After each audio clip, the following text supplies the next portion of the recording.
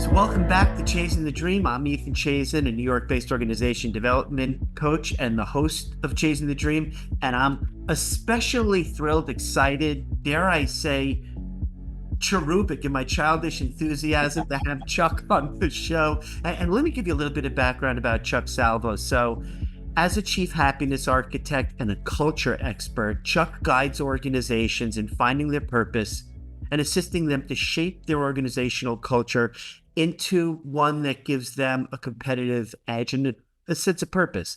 Chuck's the owner of Salvo Innovative Solutions, LLC. He's a distinguished leader and speaker in the realm of cultural and organizational development with over 30 years of aggregate experience as he's dedicated his career to empowering organizations to achieve meaningful transformation. So Chuck, welcome to Chasing the Dream.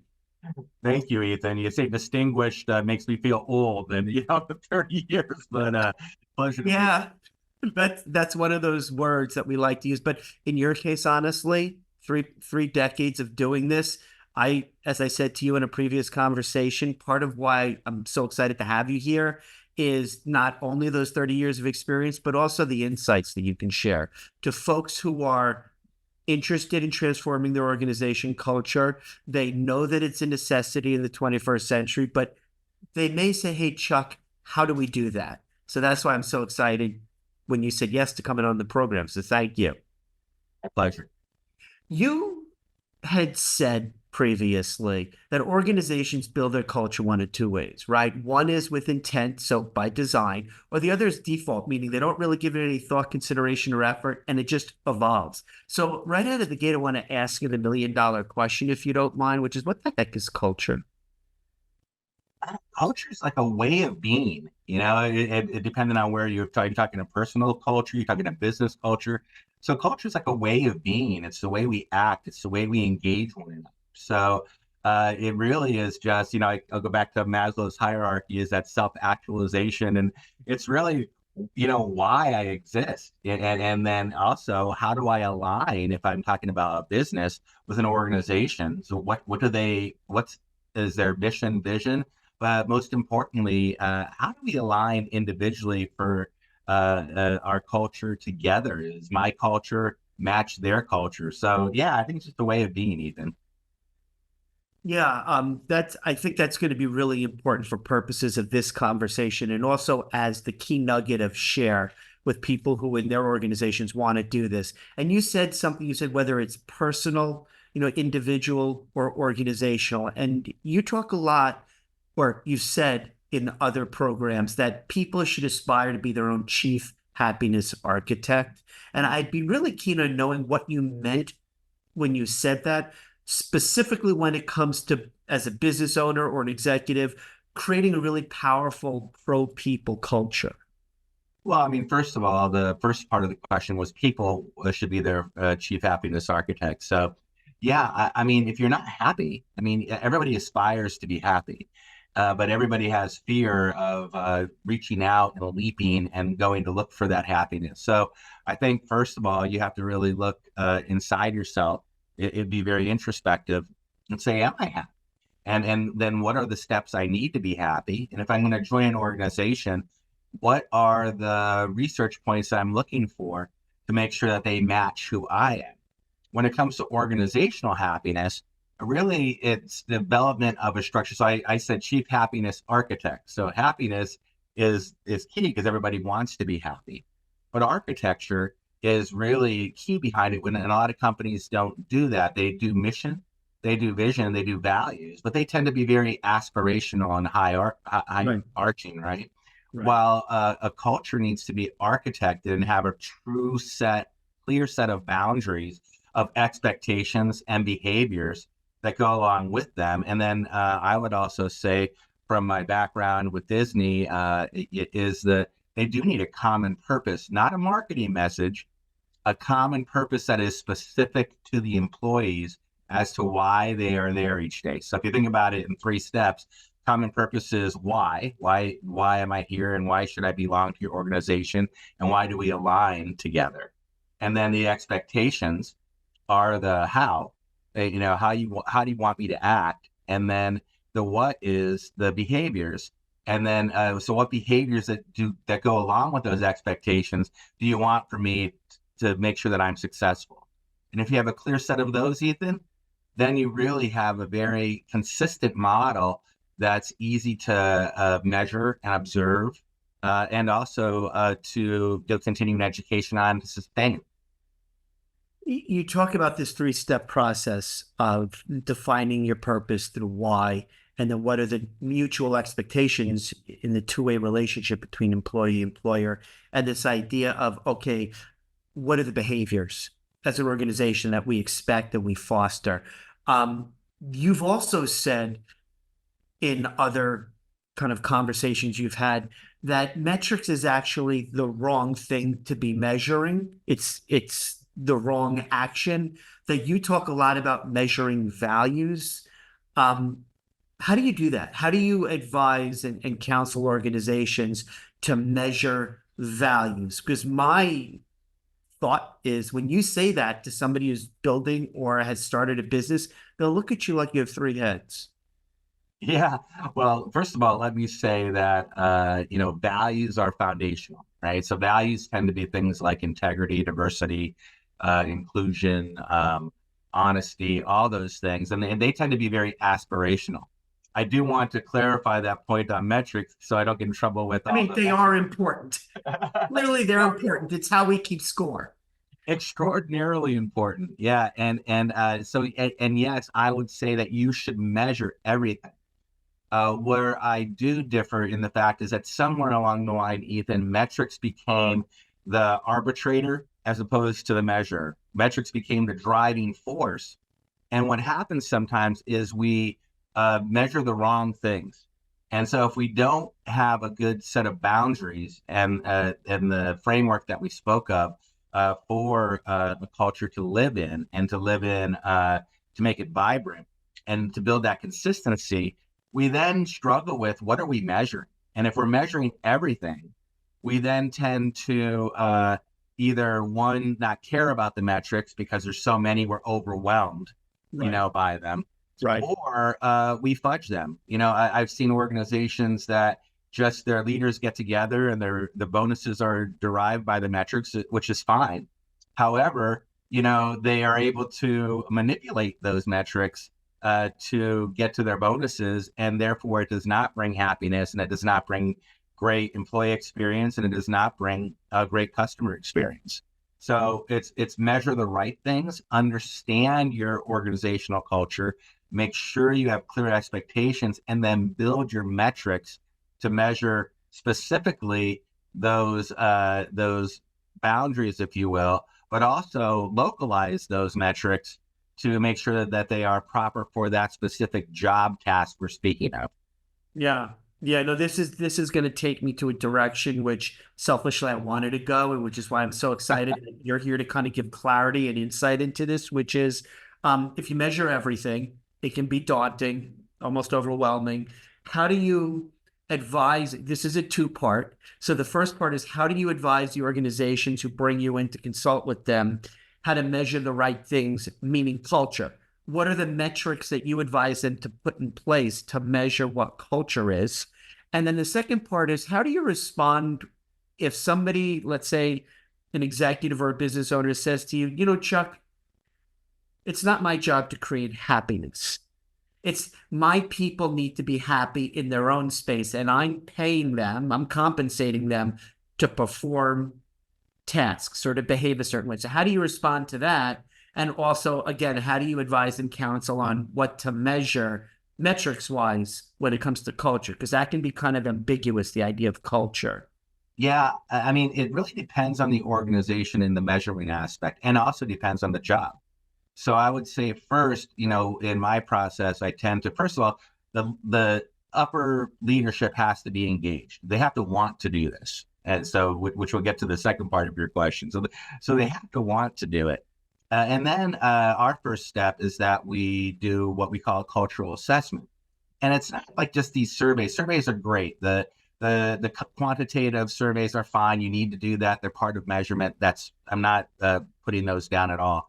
but the qualitative approach to make sure that you really are getting to the voice of the people. So we really get into very deep, fun, engaging conversations with both leaders and employees on every level.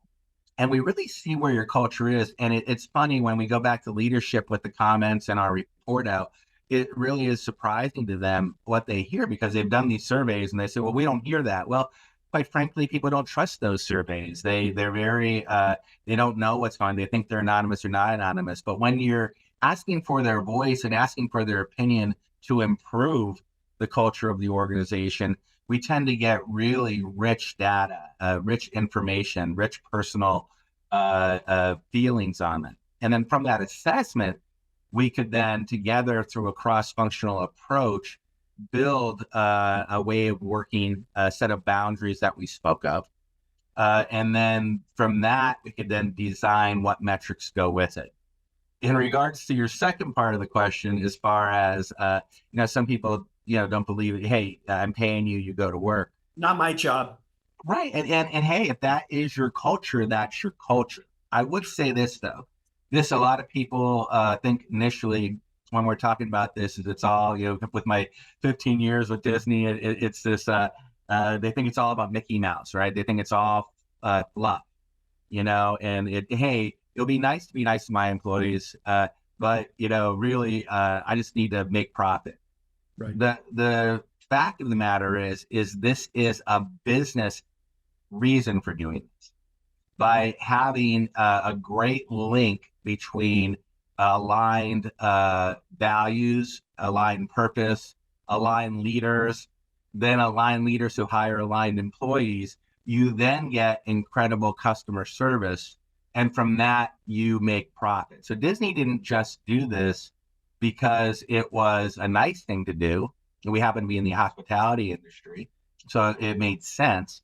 But they do it, and they did it because it is the right business approach, and it really focuses on making profit. Disney is not a nonprofit organization, as you may know. And then the other thing is that this really transfers to any industry.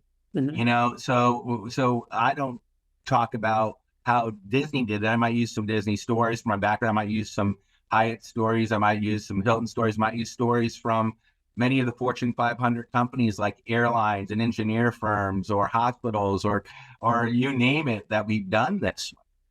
However, it really needs to be for them and about them, right? So you just can't, you have to build it for yourself. You have to build it for your organization. You can't just read a book and then try to pluck it and place it in. And a lot of people do that. They take these, even top consultant firms do that. They tend to have a certain way. Hey, you should use Toyota's P's, or you should use whatever. No, it has to be for you and about you. And that's the way it becomes bought into by the employees and by the management, because they know it's about them and for them and that they've helped build it. So hope that answers your question about that. You did, and you raised a really interesting kind of this is a really, really odd analogy to make, but I'm going to go there and you can dismiss it offhand.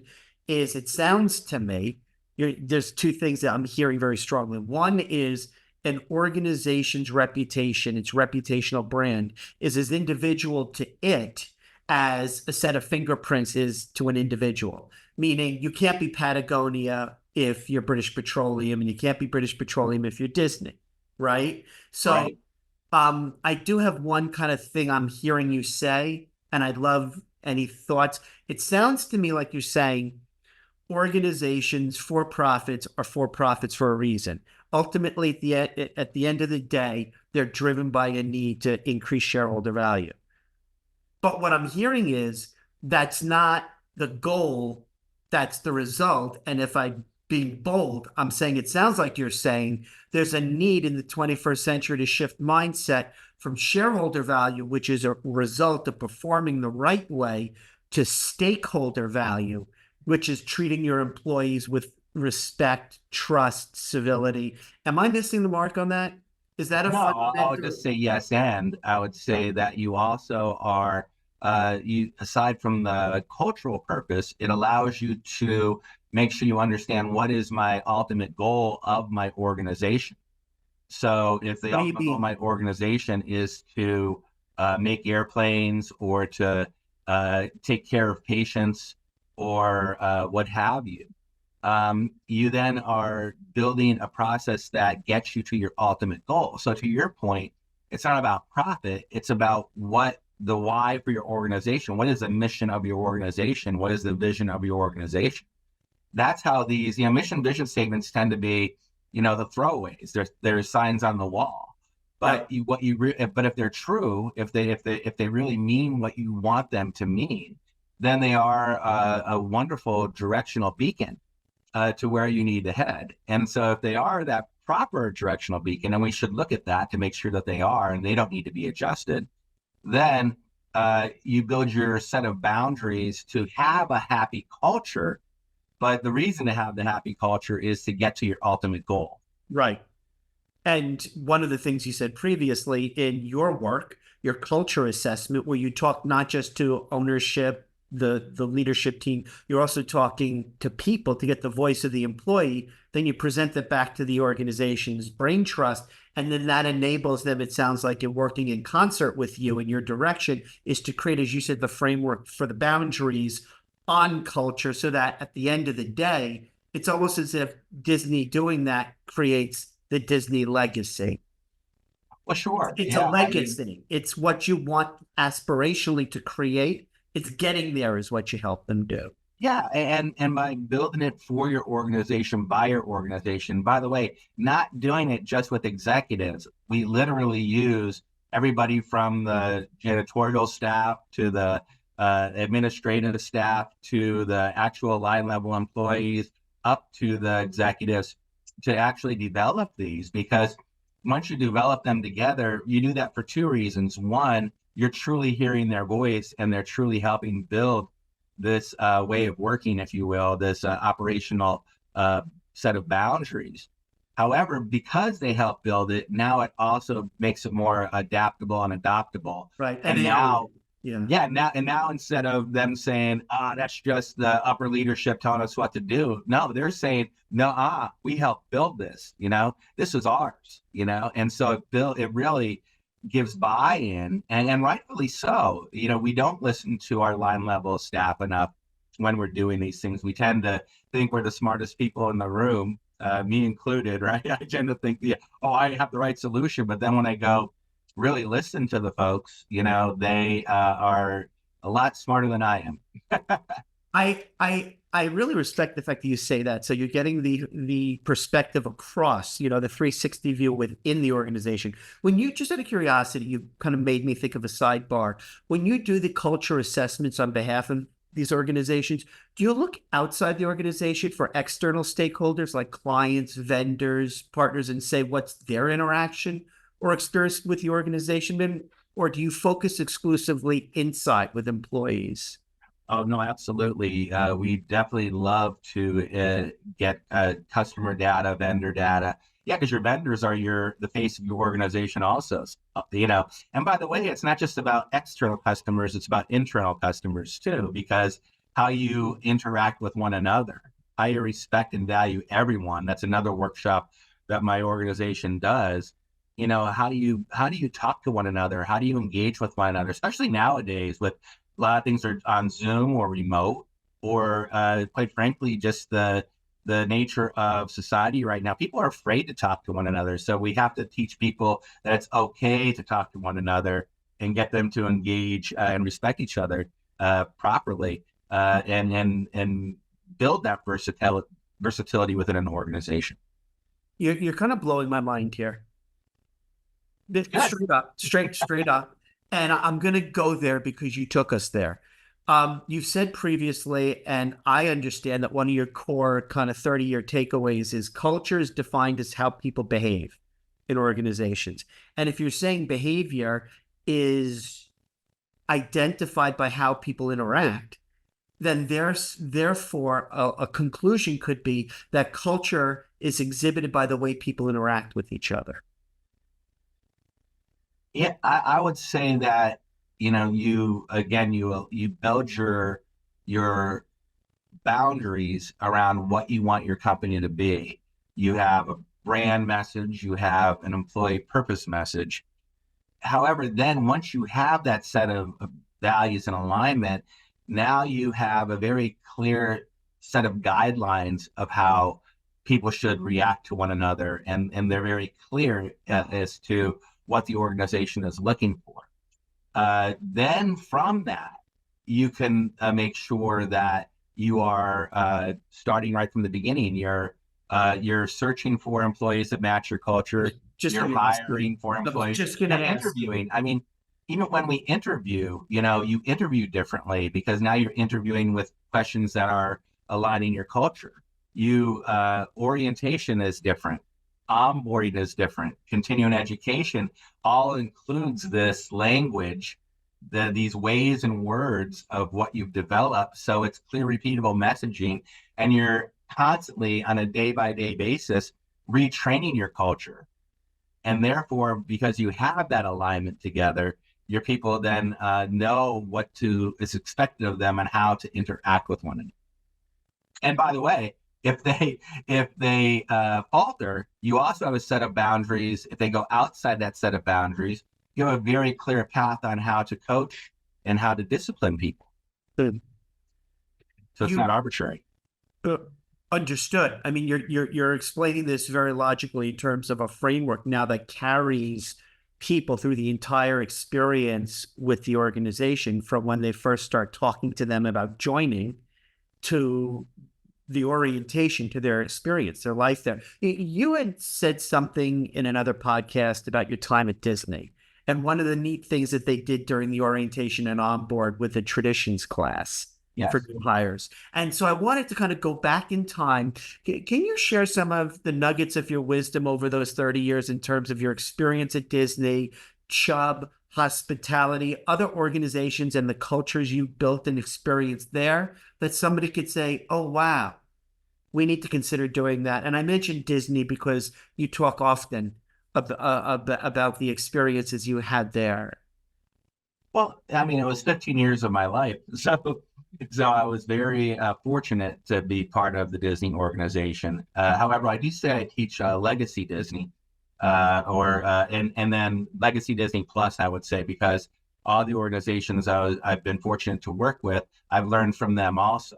So I'm able to say that Disney isn't perfect either. I mean, you just need to look at the news and see that there is some differences happening there, and they're in some growing pains right now as to how to engage and what they should do in engaging, and they're feeling their way too. However, I would say, back to your point about traditions and their original set of boundaries, their framework, they call it a service framework, or they call it they used to call it the 4 keys. I believe there's 5 now, so we won't get into that. That would take another couple hours of discussion and debate. That'll be a subsequent set of episodes. Yeah, so I do say that, the ability to, as we noted, Disney is brilliant in the sense that it hires to its culture. It then onboards to its culture, and traditions is a day one course that really just teaches both the heritage of Disney, that set of boundaries that we're talking about, how to pick up garbage properly, from a Disney perspective, and then really celebrate that you are there. I think that's probably one of the key points I would suggest. Everything is now, when it comes to orientation and onboarding, all about compliance, which is a very important part of orientation. However, it really should be more intentional on how you treat the people. Orientation, really the outcome of an orientation class should be the person saying, wow, I joined the right company. Right. That's really it. Because that's their first encounter once they are inside the organization, correct? Oh, absolutely. Yet instead, I mean, I see it everywhere. It really just is a boring day of filling out compliance paperwork, and you may get a little bit of heritage, but hardly ever enough, because people want to know who they're working for, right? They want to be proud of who they're working for. And they also need to understand, okay, right off the bat, how am I going to be successful? Okay, here's your common purpose. Here's your expectations. Here's the behaviors that go with it. If you stick to those, you're going to be good, and then we'll teach you all the other job tasks when you get to your local area. I hear what you're saying, Chuck. This is me kind of channeling my inner potential client or client talking to you. I hear what you're saying, Chuck, but that may play nicely in a hospitality or a service environment. We are not that. So what kind of relevancy or application does that have to our manufacturing business or our publishing or some organizational environment, which may not be built on a Disney, happiness service model? Yeah, well, as noted earlier, first of all, it's transferable because it really is all about simplicity, right? So, What do you mean? so if you think about it, it's really all about making it easy to understand new employees. It's making it easy for them to understand how to be successful within the organization. If you really get down to the nitty gritty of this, right? So whether it be engineering, or whether it be food processing, or whether it be back of the house call centers, or you name it, and again, I worked with them all. It really is making sure that you're being intentional around making sure that the people understand that they're joining a great company, they're joining a culture that they can be successful in, and then making sure they understand what success looks like, and then measure to that success. So if you think about those components I just noted, that's transferable into any organization. However, what I see with most organizations is that we overcomplicate it. We build initial training. I'm talking first onboarding with PowerPoint slides and presentations of 100 slides that just overwhelm the people, and they fire hose it. And when you fire hose it, you really, that first impression, many employees don't make it by the first week, and definitely don't make it by the first 30 days because they don't feel connected. Right. So the key is to make sure you really have good choreography, whatever your organization, in making sure what's that orientation, what's that onboarding like, and making sure that you're very consistent for that first 30 days to make sure that that person is trained properly and really understands the culture properly and understands how to interact properly.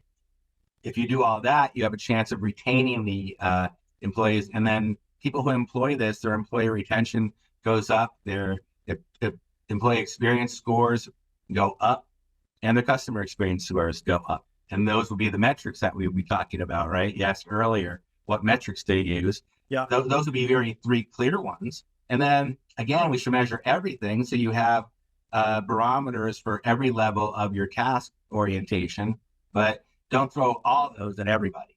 Yeah. Just this short amount of time we've had together, you and I've talked previously about, we could go on and on and on talking about this, which, by the way, gives you an open invitation to come back. Okay.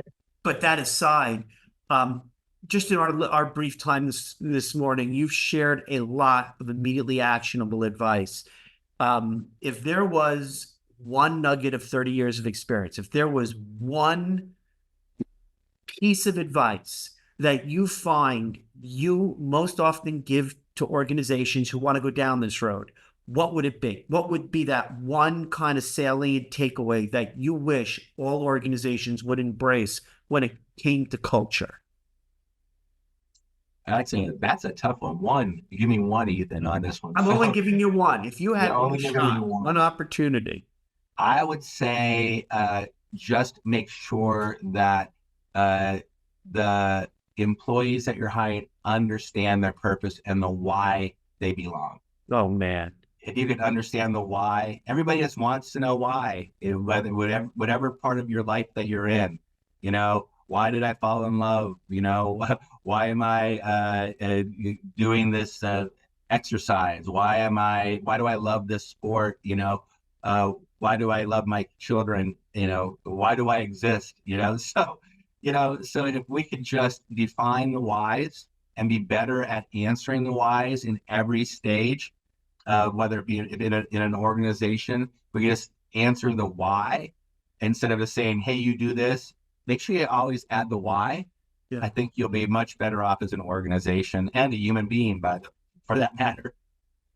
I love that in so many levels, and just not to steal your thunder, but one of the things that I find is I hear and I think is so powerful about that messaging is, organizations these days have a significant high growth in an employee group called Gen Zs. And as Gen Zs and younger millennials start to just, from a percentage perspective, take over a larger percent of the workforce, they're driven by why. And where do I fit in? And what are your values? And why would I want to come work for you and invest in this relationship? And I really love how your message resonates not only to ownership or leadership, but also to the people. So Chuck, I got to ask you as we kind of wrap up our time. So as people were listening to your thoughts and your guidance and leadership on this, because you spent your whole career here, and they said, I need to talk to Chuck. I need to kind of pick his brain to dive a little bit deeper. How can people get in touch with you? Well, you can link into me, of course. I have a lot of great articles, also one on Gen Z, by the way. I think they're getting a bad rap, by the way. I think there's a good knowledge there. You can go to salvoinnovativesolutions.com.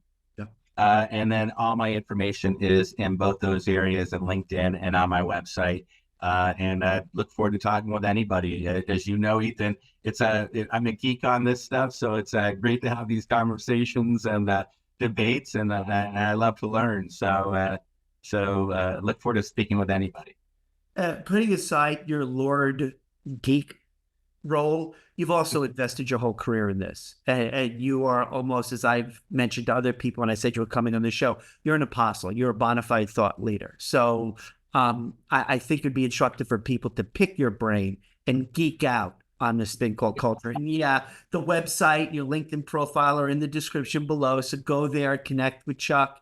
And for those folks who are kind enough to check in today and listen to everything Chuck has to say, thanks so much for supporting Chasing the Dream. Be sure to subscribe, like, follow, and share Chuck's comments today in the episode with anybody that you think can benefit from this thing called culture. So thanks, Chuck, for joining on Chasing the Dream. Really appreciate your insights.